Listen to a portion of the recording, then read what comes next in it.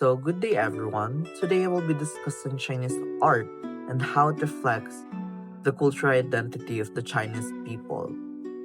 Art in China is not just for decoration, it represents their belief, tradition, philosophy, and social structure. In ancient Asia, trade connected different civilizations. Through trade, people exchanged not only good but also culture and belief system. China, being one of the oldest civilizations in Asia, developed a rich artistic tradition that reflects their way of life. Archaeological discoveries show that early Chinese people created bronze vessels with intricate design as early as the second millennium BCE. These vessels were used in rituals and symbolized social status. During the Zhou dynasty, China followed a feudal system. This was a period when art flourished greatly. Jade became a popular material because it symbolized purity and moral excellence. Metalwork were also produced, especially for royalty. Confucianism influenced Chinese society deeply. It emphasized harmony, respect, and proper relationships. Because of this, many artworks showed scenes of everyday life and social interactions. China also interacted with Western missionaries who brought Indian influences. For some time, Indian artistic models inspired Chinese artists.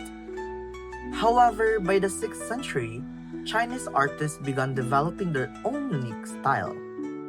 Chinese paintings are different from Western paintings. Instead of using one vanishing point, they show multiple perspectives. Mountains and rocks are often central. Artists use expressive brushstrokes and believe that a higher spiritual power guided their work. Porcelain is one of China's most famous art form. Decorative vases and jars show detailed craftsmanship. This artistic tradition were passed down from generation to generation. Nature is often the central theme. China's artwork are rich in symbolism. Common theme includes nature, daily activities, wars, and even death. Art became a way for artists to express their beliefs and reflection to life. Ancient Chinese people showed deep respect for their ancestors. The departed were placed in a gold or bronze vessels depending on their social status. This practice show remembrance and honor, and not worship. In conclusion, China's art reflects their cultural identity. Through bronze works, jade carvings, paintings, porcelain, and even rituals, we see how their belief and social values are preserved. Art in China is a reflection of who they are as a people. Good day everyone. Today I will be reporting about Japanese art. Japanese art is important because it shows the history, culture, and beliefs of the Japanese people.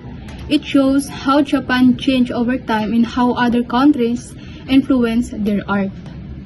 First, Japan was isolated in the past. This means they had very little contact with other countries. Because of this, early Japanese art focused only on their tradition and culture. Later on, Japan opened to Western countries and accepted modernization. Japanese artists learned new techniques and ideas. However, they did not forget their traditions.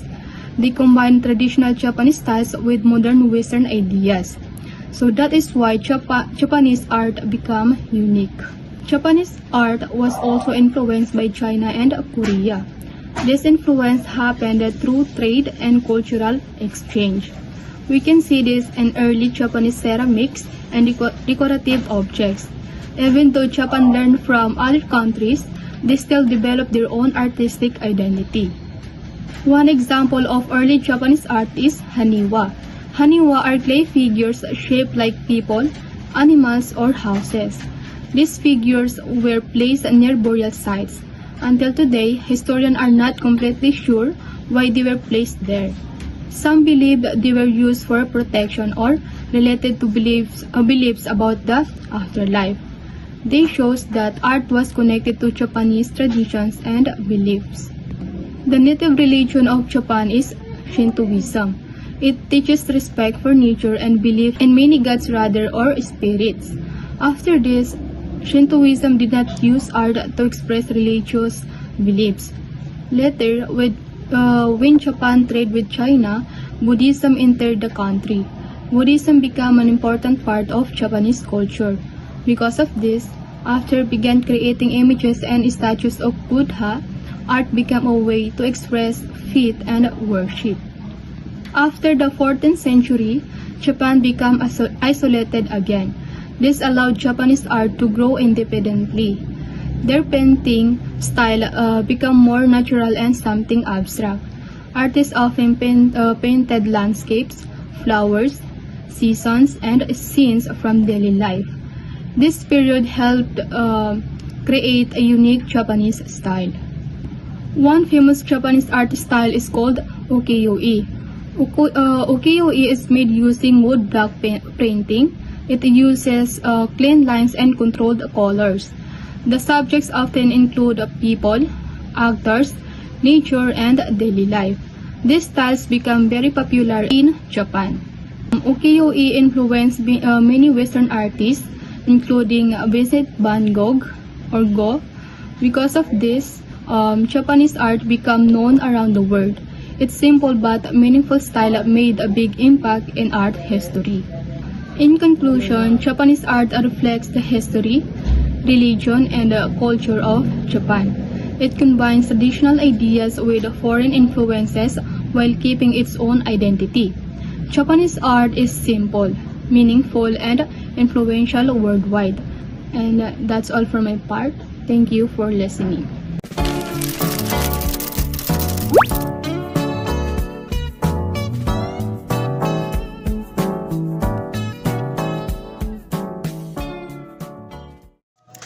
So, good day everyone, and I am the third reporter, and my report is about the history of arts in Philippines.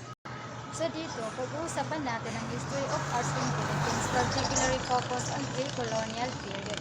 Ibig sabihin, bago pa man tayo sa pupi ng mga Kastila, meron na tayong nabuong history of arts in Philippines. So mula sa pre-colonial period hanggang ngayon ay may iba't ibang anyo na ang lumitaw sa arts of Philippines. So bago pa man dumating ang pananakop ng Pilipinas, ginamit na ng mga ethnic minorities. Ibig sabihin ng ethnic minorities is mga katutubo like yung Ifugao, Tibuli, Maranao. So ang arts ay hindi lamang para sa pang-araw-araw na pamumuhay nila, kundi ginagamit din nila ito sa ritual at sa mga gawaing panlipunan.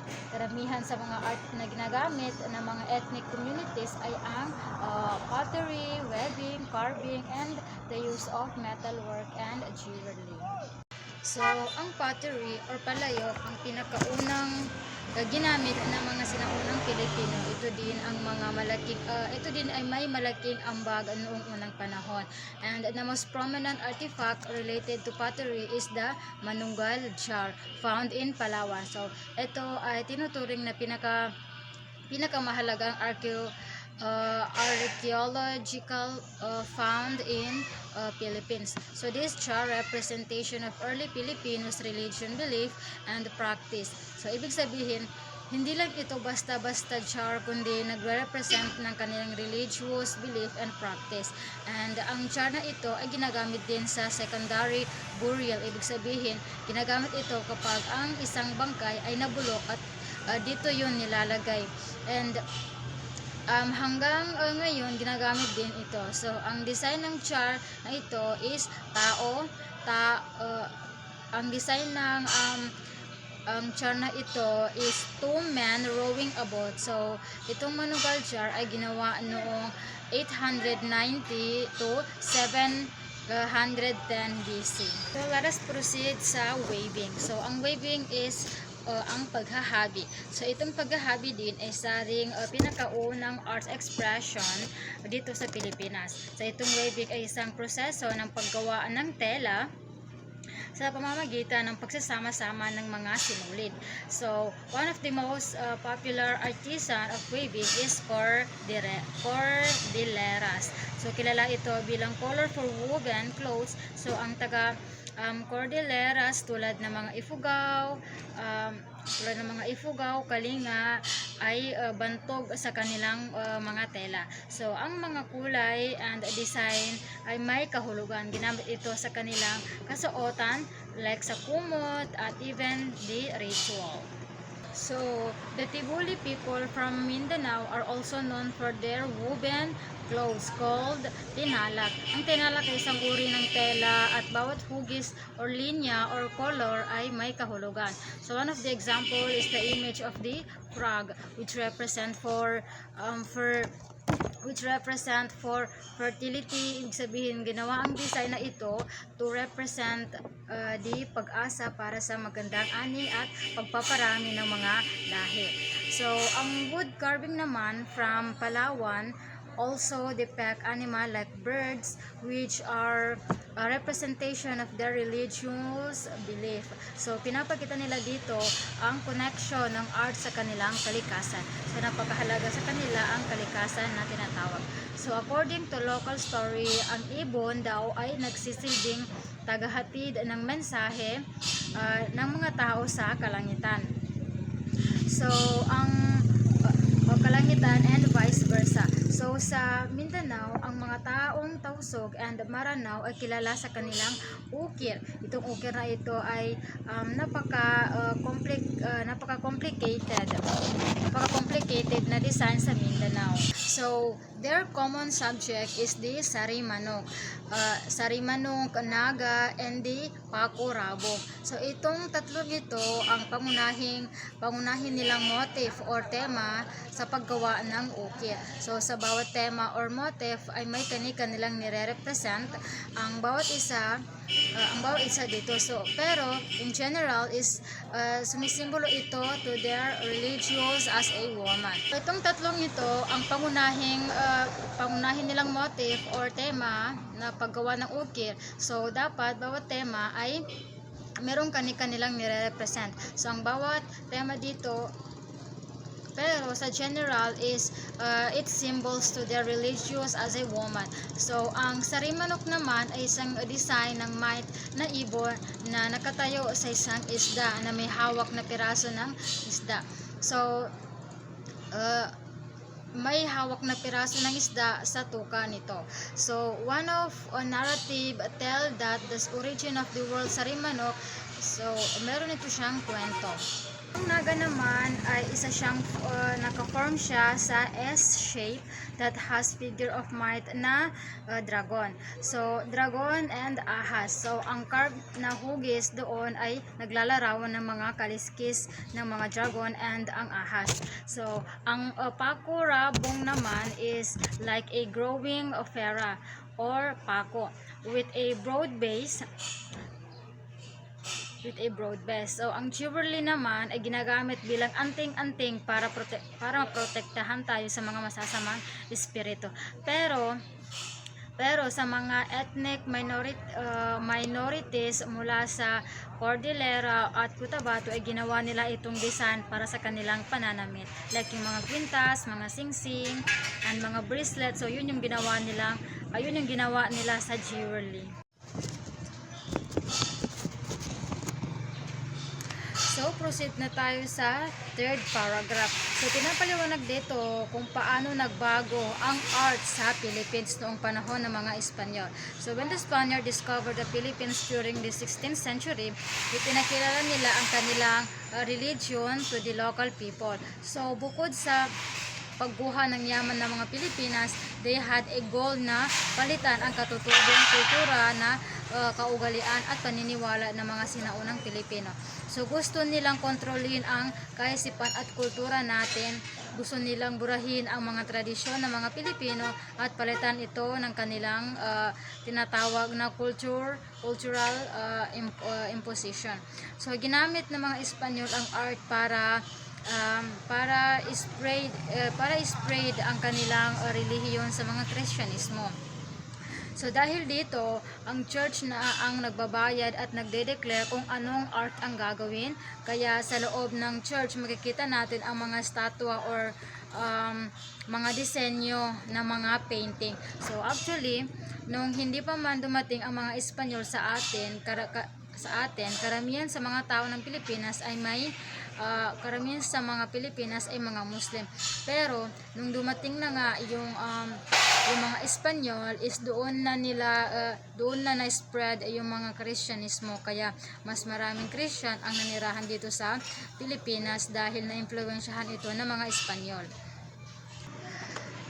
And the most famous artwork of Filipino ay ang Spoliarium ni Juan Luna na siya ang tumindig sa pananakop natin. Kaya ang painting na ito ay nanalo ng gold medal noong 1884. So itong art na ito ay hindi lang basta-basta art, kundi ito ay isang tagumpay ng mga Pilipino na naipakita nila na kaya rin sumabay ng mga Pilipino pagdating sa art at kasabay nito ang pananawagan ng mga Pilipino dapat equal ang treatment sa kanila ng mga tao o ng mga mananakop natin.